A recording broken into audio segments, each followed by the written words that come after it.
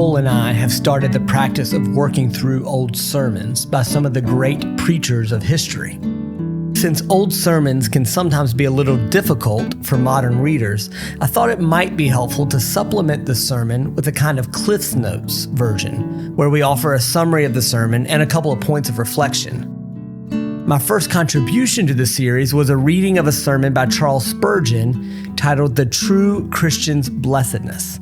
The sermon is his study of Romans 8:28, which says, "And we know that all things work together for good to them that love God, to them who are the called according to his purpose."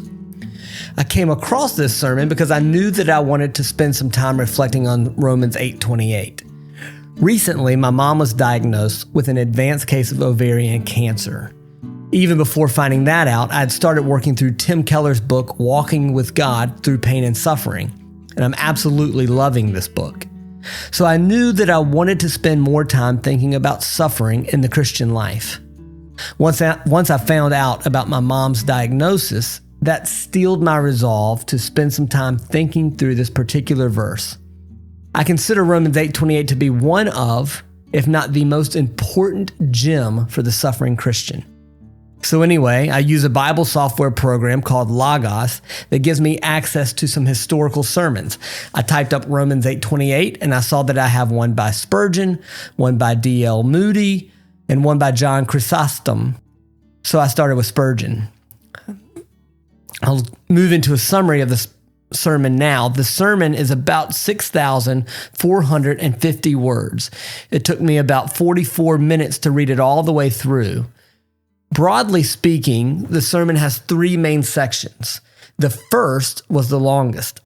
It took 14 minutes and 29 seconds of the 44-minute sermon. So roughly, that's about a third of the whole sermon. In that first section, Spurgeon focuses on the identity of the true believer. Who exactly has the right to claim the great promise of Romans 8:28? Spurgeon literally warns his listeners that these promises are only for true Christians. And if anyone else claims the promise for themselves, they are pilfering a treasure that doesn't belong to them.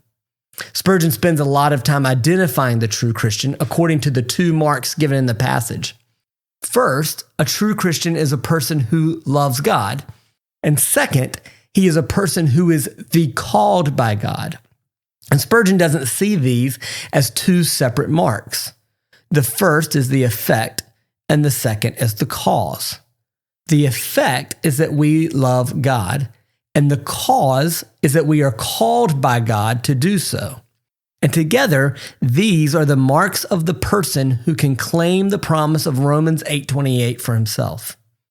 So then Spurgeon begins analyzing the key words of the passage. He focuses on three words in particular: work, together, and good. In my reading, the section on the word work lasts 5 minutes and 15 seconds. Spurgeon is asking, what do we mean when we say the events of our lives are working or are doing something? And the key idea here is that the experiences in our lives aren't meaningless. They are doing something. Everything that happens in our life, first off, is something. Our lives are in constant motion or activity. Things are happening in our lives all the time. And more than that, they're happening for a purpose. Work has an end or purpose. And that means that everything that happens in our lives is meant by God to accomplish a purpose. The next word Spurgeon tackles is together. Sometimes we have the sense that our lives are marked by conflict. It's one step forward and two steps back. But Spurgeon argues that apparent conflict is just an illusion. Both the ebbs and the flows are working together in concert. Interestingly, Spurgeon also uses this principle of togetherness to warn against evaluating any event in isolation. How does this sickness or this setback work out for my good? Spurgeon suggests that misses the point. This sickness and that setback don't exist in isolation. They're like ingredients in a solution, which by themselves may appear powerless or even harmful, but when they're mixed together in the right order by an expert pharmacist, they create a medicine that brings healing. So Spurgeon spends 5 minutes and 55 seconds thinking about how all things work together. And that takes us to the 25-minute and 40-second mark, where Spurgeon begins thinking through the word good. When we say that all things are working for good, what do we mean? What kind of good should we expect when we're facing various trials and hardship? Spurgeon spends 7 minutes and 29 seconds on this section. He explains first that we shouldn't think that our good means financial gain. Primarily, our good is spiritual good, and it is an internal good. Spurgeon says, I do not call gold good, I call faith good. And in many other ways, we may be prone to miss that good that God works in our lives because we're looking for the wrong kinds of good. Moving on, after these 3 sections, Spurgeon explores 2 other facets of the statement. First, the tense of the verb. Spurgeon makes much of the fact that works is a present tense verb. It's not a past tense, meaning that things have merely worked out so far. And it's not future tense, meaning that things will somehow be reworked or reimagined so that they turn out for good in the future. Instead, the working is now. It is present tense. He explores how that should affect our faith, and he spends about 5 minutes and 23 seconds thinking about the significance of the fact that all things are presently working in our lives right now at this very moment. The last section moves to the general tone of the statement. And though I love the whole message, this was probably the most stirring section for me personally. Spurgeon notices that the confidence in which Paul speaks, or he notices the confidence in which Paul speaks. Paul doesn't present this as wishful thinking or something we merely hope for. He states it as a matter of fact.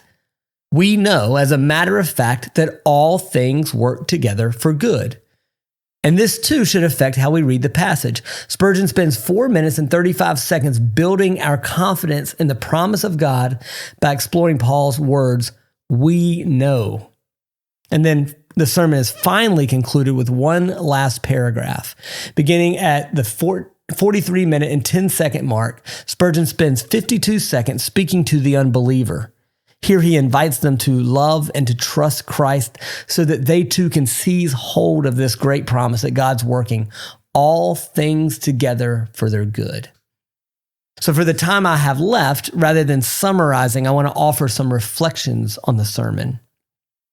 Perhaps the first thing worth mentioning is that Spurgeon spends a lot of time talking about Calvinism in the sermon.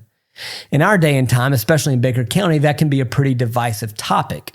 So often we just avoid it altogether. But since Spurgeon spends so much time there, it seems valuable to at least try to understand why he thinks this fits in this sermon.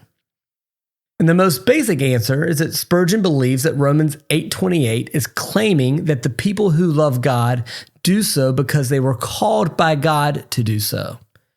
In other words, in Spurgeon's mind, he doesn't see those as 2 separate descriptions of the Christian. He sees a causal connection between God's calling and our ability to love God. And this really is the core of what Calvinism teaches.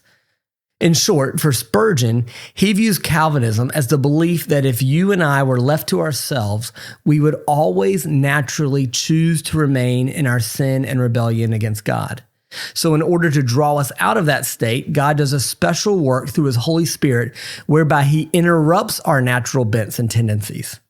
Or to use Spurgeon's own words, God constrains our wills. Spurgeon believes that Romans 8:28 teaches that we love God because he chose us, which means he specially called us in a way that restrained our wills and restrained our natural bent towards self-love so that we were able to see and love God for who he is. The opposite view of that is that God generally calls all people, but he never does anything to affect or cajole the will of any person. Any person who chooses God does so on their own accord without any special interference from God in any way.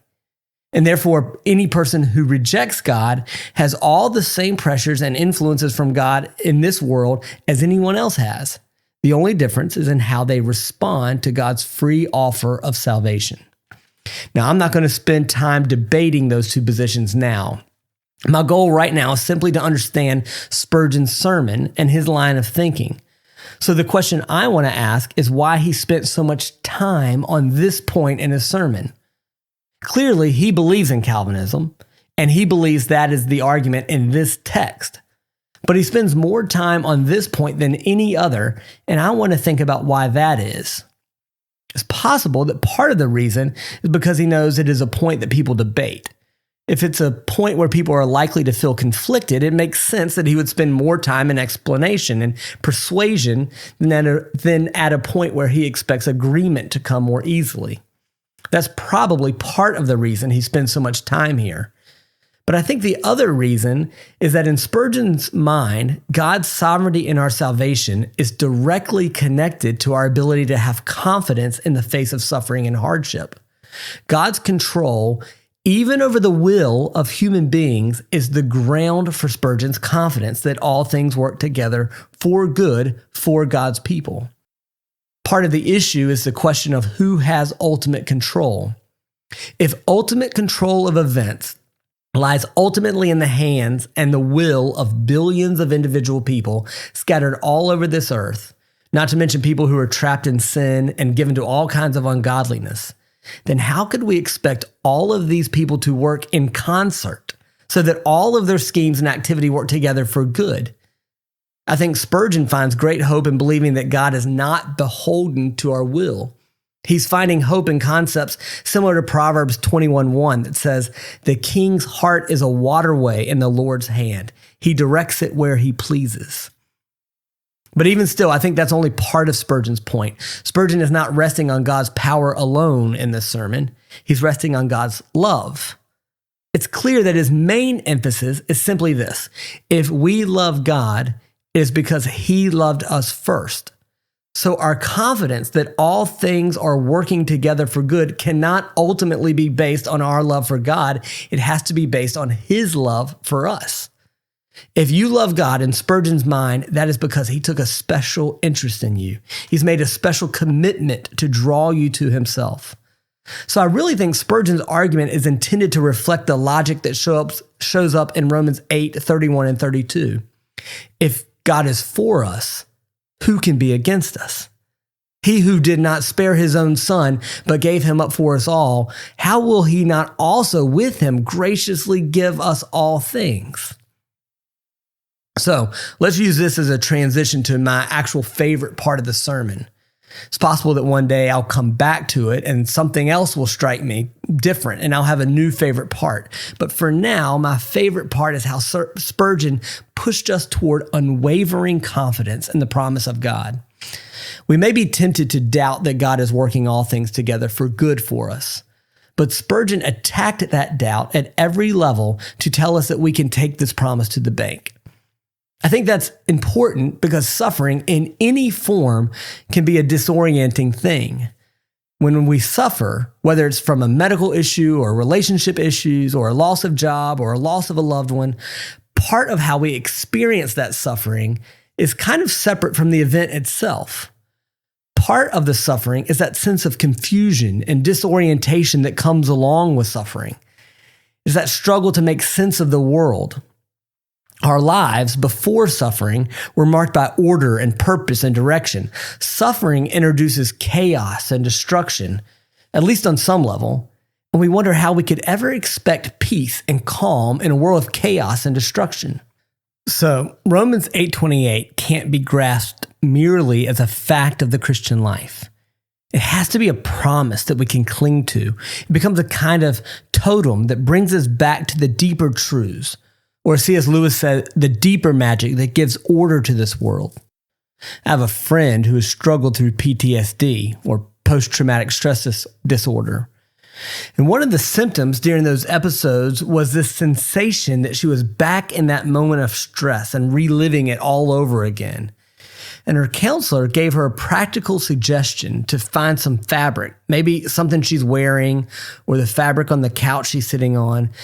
But to find that fabric and to rub it between her fingers as a sort of physical reminder that she isn't there in the past trauma right now. She's here. She's touching this fabric in this new moment of time. And the fabric was like her totem that brought her back to the moment. I think Spurgeon is doing something kind of like that with Romans 8:28. You and I are naturally disoriented by our suffering. It's not hard for it to become all-consuming. But the promise is that this suffering is not all that there is to our reality. It's merely an ingredient that when worked together with everything else is working for our good. And Spurgeon invites us to grab hold of that truth with all we have. My favorite section in the sermon is when he keeps saying this promise is something we know. We don't merely believe this or hope this, we know this. He reminds us of the great saints of the past who are part of the great cloud of witnesses that are saying, we know that all things work together for good. He talks about the older saints in our church, many of whom have suffered incredible amounts. And they still say, we know that all things work together for good. And over again, he reminds us that this is a promise we can take to the bank. It is a totem that we can grasp hold of and let it reorient our minds in the face of any suffering that comes. So that's my summary of Spurgeon's sermon. I hope it was helpful. If you take the time to listen to the sermon, I'd love to hear your thoughts and your takeaways. It'd be fun to hear how this sermon affects you. But with that said, I'm going to sign off. Until next time, thank you guys.